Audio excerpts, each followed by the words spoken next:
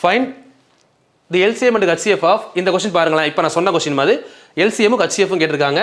சரிங்களா? Question x square minus y square, இன்னொரு value என்ன சொல்கிறாங்க, x minus y whole square.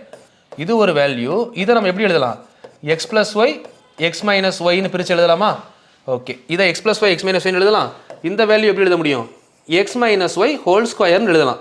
இப்போது இந்த எக்ஸ் மைனஸ் ஒய் ரெண்டுலேயுமே இருக்குது, ஆனால் எக்ஸ் ப்ளஸ் ஒய் இதில் இல்லை. பவரில் என்ன போட்டுக்கலாம், 0 போட்டுக்கலாமா? இப்போ வாங்க எல்சிஎம் கண்டுபிடிக்க போகிறோம். Power method. எல்சிஎம்னா எப்படி இருக்கணும், பெரிய பவர்.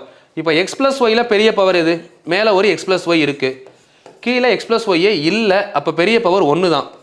எக்ஸ் மைனஸ் ஒய்யில் பெரிய பவர் எது, மேலே ஒரு டைம் இருக்குது, சரிங்களா, கீழே 2 டைம் இருக்குது, அப்போது 2 தான் பெரிய பவர். புரிஞ்சதா? இது எல்சிஎம்.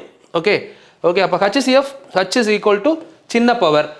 எக்ஸ் ப்ளஸ் ஒய்யில் சின்ன பவர்னா 0 தான். இங்கே பாருங்கள் 0 இருக்கா, இல்லாமல் இருந்துச்சு 0 போட்டிருக்கோம்.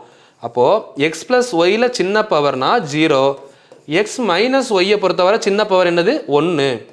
அப்போ இதோட ஆன்சர் 0னா தேவையில்லையா, x minus y equal to h, அவ்வளோதான் ஆன்சர். சரிங்களா? இந்த ஆன்சர் எங்கே இருக்குன்னு பாருங்கள், x plus y power 1 x minus y whole square இங்கே இருக்குது பாருங்கள். Option c is correct. Check பண்ணிட்டீங்களா?